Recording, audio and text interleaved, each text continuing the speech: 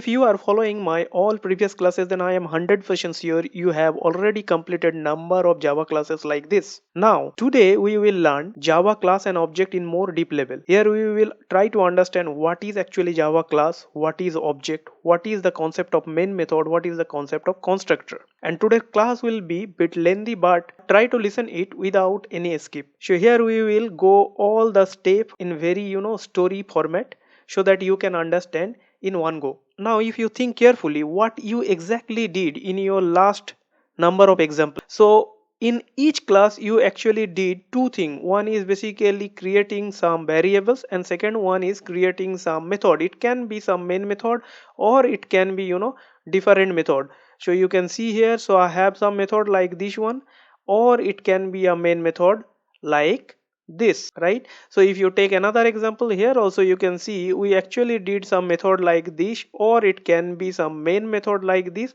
and we also did some variable creations, right? So if you check all of your class examples, so you did actually two things. One is creating some variable and creating some method. It can be main method, it can be any method. Now if you check the definitions of the class, so class is nothing but a template or blueprint with collections of variables and method, and using this variable and method we actually do our business logic. Now if you go to your Eclipse again, so you can also see, or you have noticed that each class you did some main method. So all of your class basically contain some main methods. So why in each class we use this main method? So the purpose of the main method is, this is basically the starting point from where compiler start program executions. So without this main method, compiler will not execute the program. So if you go to any your program, so you can see in your program there are a main method, and when you try to run this program using this button, let's say, so that time compiler actually try to find where is your main method in this program, and then it start execution from this main method. So this is basically the entry point, and without this main method compiler will not execute that program. Now the question is that without main method can we able to create any Java class? Now the answer is yes, we can. Now let's check that how we can create a Java class without main method. So to demonstrate this class object concept, I have already created a com.demo.clsobj package, and here I am going to create a class, let's say rectangle EG, that is basically rectangle example, and here I am not going to click on this checkbox because I don't need any main method, right? So without checking this one, just try to click on this finish button. Now you can see my class is created under this package, and here there is no main method, right? So that's mean we can create a class without main method. And as we understand what is the definition of the class, so this is basically a blueprint, or you can say a template with combinations of properties and method, and both are basically optional, but we can create some properties like fields or attributes or variables, and we can also create some methods. So let's try to create an example for this rectangle example class. So under this class, let me create two integer variable, let's say length and width, as we are working with rectangle. And I have also created a method display area, and we know the area is nothing but length into width, and that I collected under a local variable area, and finally I have printed this one under this method. And if I save this, you can see that I am not getting any compilations error. So without main method I can able to create a Java class. So now I can see that there is no compilations error, but will it run?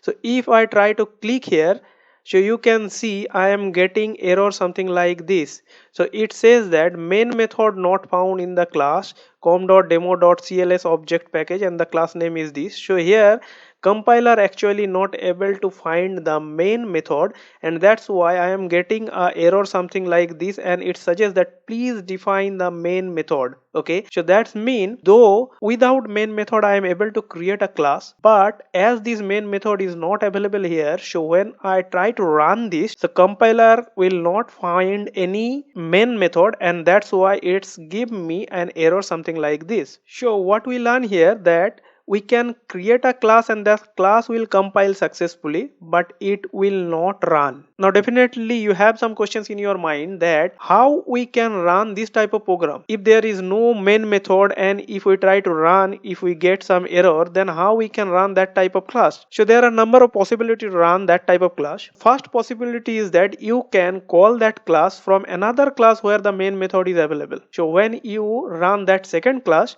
so it will automatically call your class where the main method is not available, and you can run the logic. Another possibility is that you can call that class from another class where also main method is not available, but that second class should call from another class where the main method is available. Now the third possibility is that if you are working on a web development project where you have some UI skin, okay, let's say you have a login page or you have some another submit button or save button, so there click on this button, you can trigger or you can call this type of class. But as we are using a core Java concept, so we will try to create another class where the main method is available, and from that class we will try to call that rectangle class that we did. So under the same package, let's create another class. Let's say class name is main class demo, and here click on this public static void main and just finish it. So you can see here my main class demo is created, and here I have the main method, and under this main method we will try to create some logic so that we can call this rectangle example class. So let me double click it here. Now what we have to do here, so the first step we have to do here to create an object instance. An object instance of what? Object instance of rectangle example class, which actually we did here, right? So to access this class from this class, so we have to create an object instance. Okay, so how we can create an object instance? So basically there are two steps. So our first step is we have to create an variable of rectangle type. So let's say rect1, this is my instance name, and what is its type? Its type is that class name rectangle example. So this is basically called declare of the object. So I have declared the object in first step.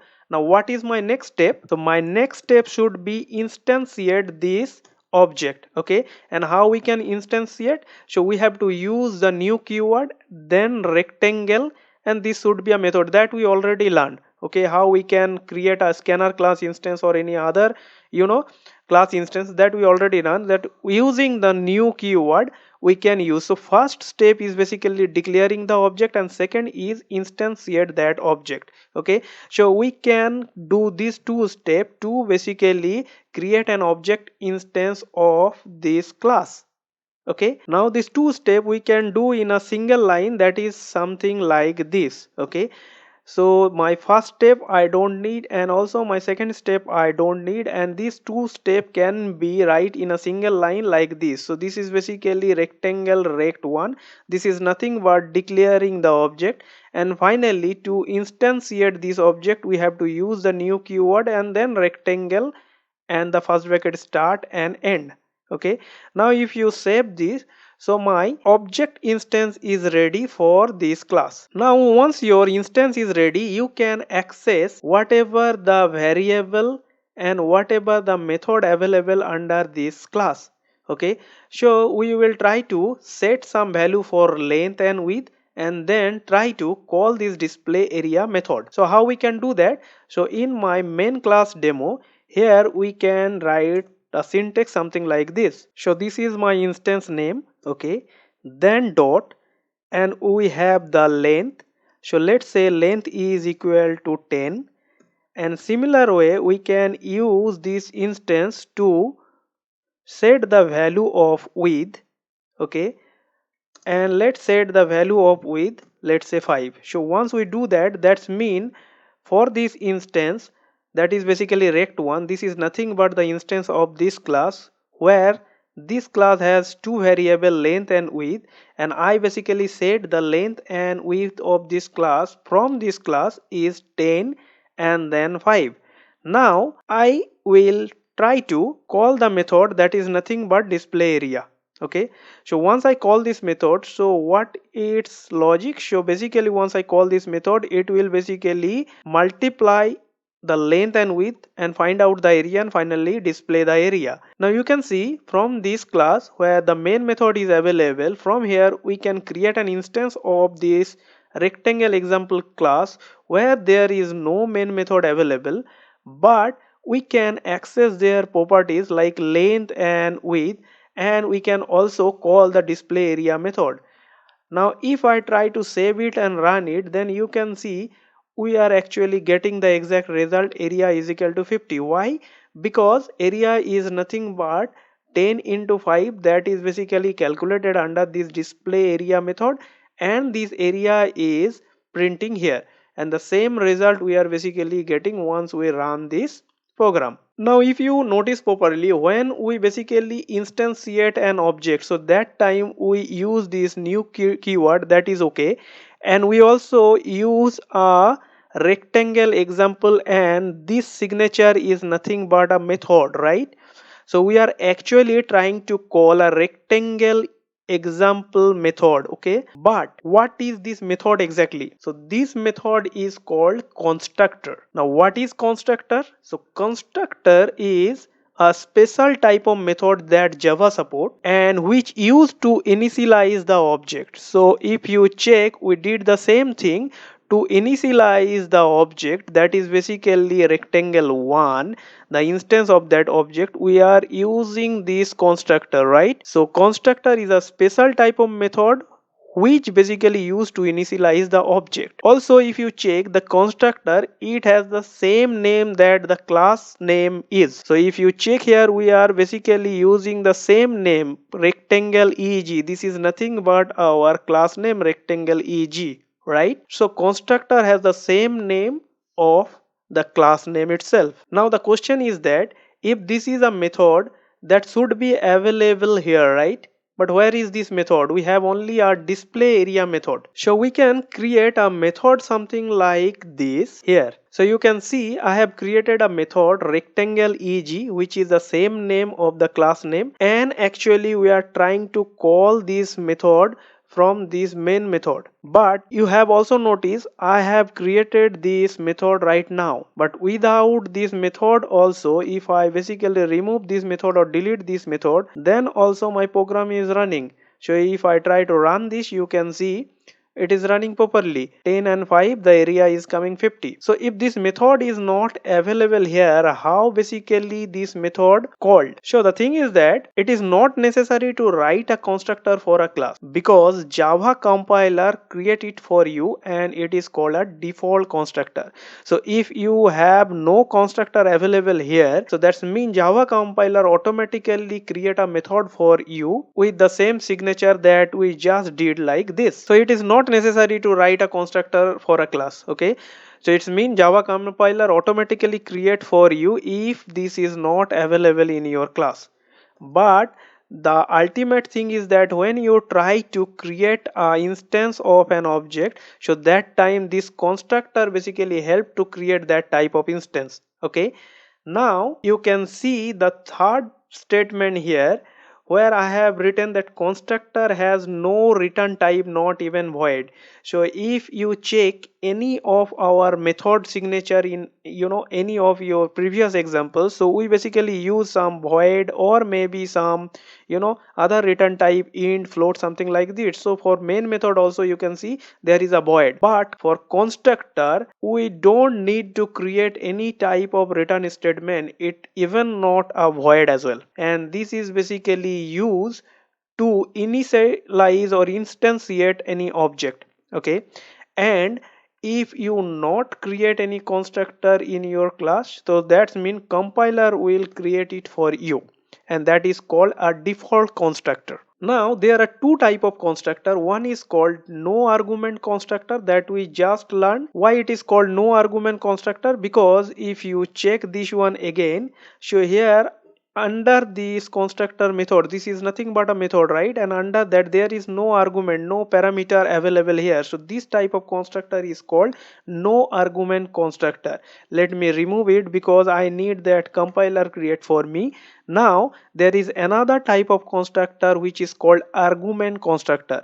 Let's check how this argument constructor is look like and how it work. Now here you can see that using this rect one instance, we are basically trying to set the value of length and width. Now let's say I don't want to set it here in this way. Instead of that, while calling this constructor on that time, I want to set this length and width.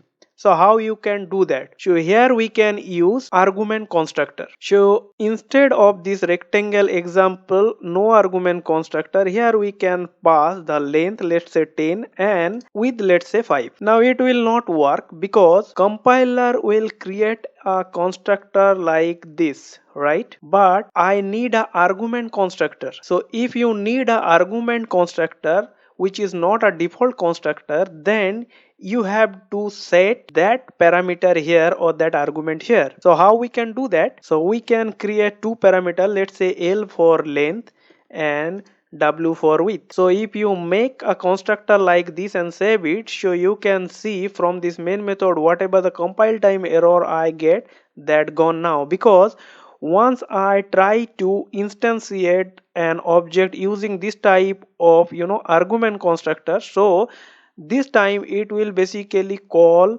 this one instead of that default constructor which basically compiler created for us, right?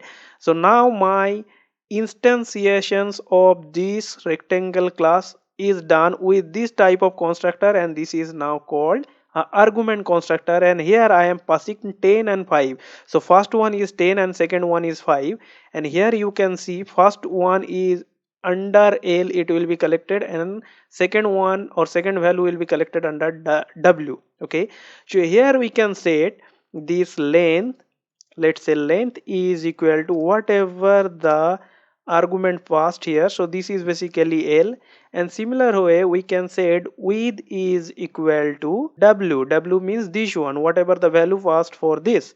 Okay, so now if you check this class, this main class, here I am actually calling this argument constructor, and where I am passing 10 and 5. Now this 10 and 5 basically set with length and width, and once this length and width set with 10 and 5 value, then the next time when I try to call this display area method, that is basically this one. Okay, so that time basically this length and width automatically set with this 10 and 5 value, right?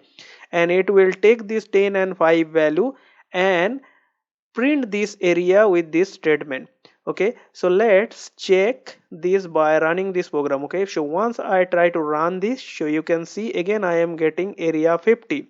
Now if I just change this one, let's say it's a 7, if I save it and try to run it, so it will give me the area 70, because 10 and 7, the multiplications of this is nothing but 70, and that will be collected under area, and finally we are trying to print this area.